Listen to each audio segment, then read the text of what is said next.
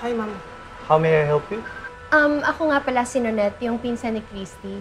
Christy Manansala. I will check, ma'am. Okay.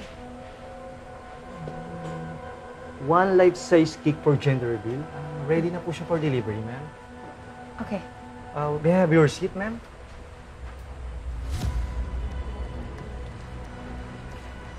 Hi, ma'am. May I assist you? Mag-inquire lang sana.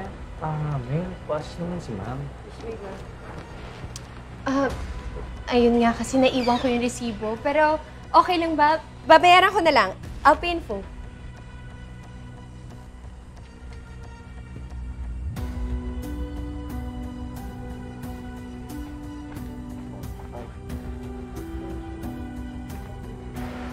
Ma'am. Sobra po ito eh. Hindi, tip ko na yan sa'yo. Okay lang ba kukunin ko na? At saka, is it okay kung ako na lang kumontak doon sa delivery van? Thank you po, ma'am. Papa-assist ko muna po kayo sa loob. Okay.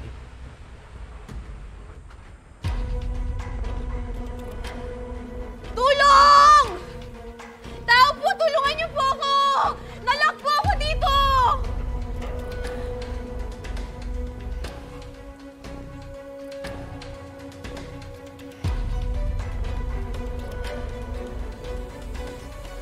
Naiintindihan mo naman siguro yung sinabi ko sa'yo, di ba?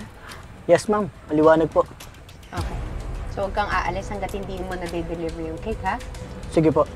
Okay. Ito.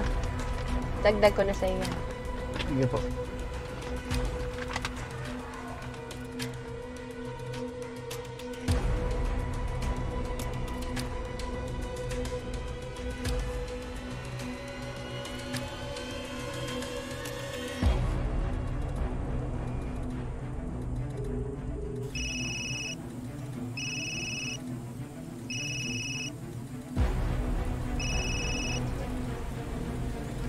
Oh, anong balita?